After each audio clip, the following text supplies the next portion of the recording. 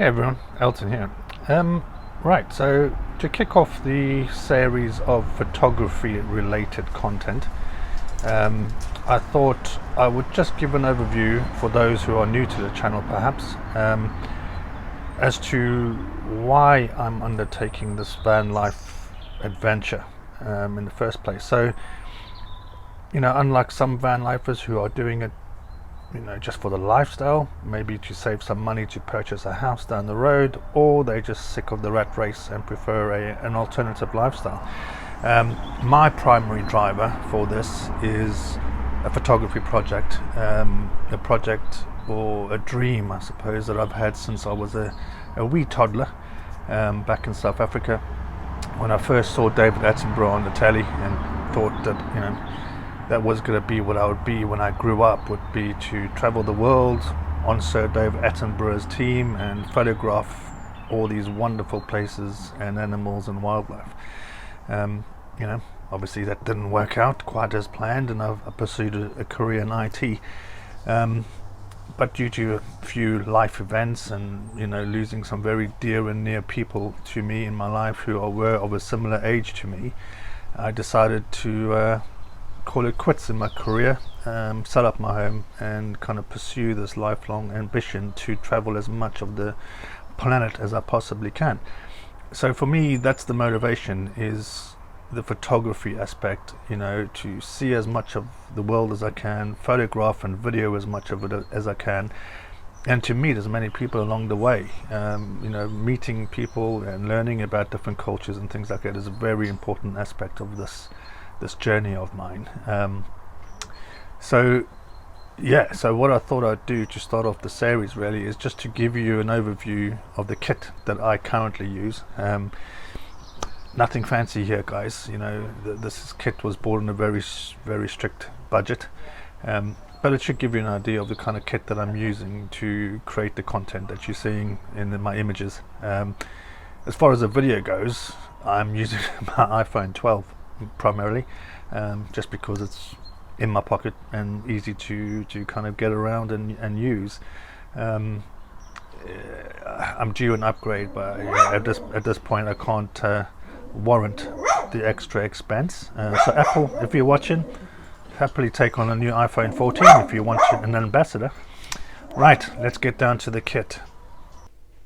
Alright, so here we have the primary items in my camera bag, if you like, and I will create separate videos of each of these independently, and some of the images that I've taken with them and that kind of thing, and the features of each of them, but just an overview at this point. So we'll start with my main camera body, which is the Nikon D750. It's a camera that is very popular in the wedding world. It is known to be a bit of a workhorse. I have dropped this camera with the lens attached from hip height. I can assure you that before the camera hit the ground, my heart fell out my arse. It was a very scary experience, and I was terrified when I turned it back on to see if it was still working, but miraculously both the camera and the lens survived the fall. It is a 24 megapixel camera. I'm not going to go into too much detail at this stage of each individual component, so I'll go into more details of that in another video. Attached to that currently is the lens I use for wildlife photography primarily. It's a Tamron 150 to 600 millimeter f5.6 lens. Accompanying that is my 50 millimeter prime, again a Nikon lens. I use this primarily for low light situations, as it is a f1.8 lens. If you don't know what f1.8 etc means at this point, I will be covering that in separate videos. So that particular lens is a fixed 50 mm lens. So as I say, I typically use that for dark night photography, for example, or low light photography situations, or when I'm trying to do something creative and I want a very shallow depth of field. Next we have the Nikon 28 to 105 millimeter. I use this one primarily for the macro function on it. I did a lot of research when I was looking at, an all-round lens with good macro capability, and the reviews for this one were really high, and I certainly haven't been disappointed with it. Again, as I said earlier, I will create separate video for each of these lenses and show you some of the images that have been taken with them. Next is pretty much my everyday lens. Again, this is the Nikon. It is a 24 to 120 millimeter lens, f4 throughout the zoom range, which is quite nice. And yeah, like I say, this one I typically use on a day-to-day basis. If I'm going to visit a town or a village or anything like that, I typically take this with, because it's suitable for pretty much all scenarios. The 24mm end is quite and wide angle, not ideal for landscapes as such. Ideally you want something a bit more wide than that, but with the zoom functionality, it makes it great for street photography and street portraits and things like that also. So this one I use a lot. It also has vibration reduction, etc. So great great lens. And again, we'll create a video in more detail about the particular lens. We then have my little backup camera here, which is again a Nikon D5300. This is the one I kind of originally had when I was just kind of doing my photography as a sideline to my career. Great camera actually. It's got a great little screen which can swivel around and face you, so if you're doing videos and that kind of thing, you can see yourself in the LCD. Again, I will not go into much detail of that until I create a video of it. And then other things that I typically use are the spider checker. So this is to get your colors correct in post-processing.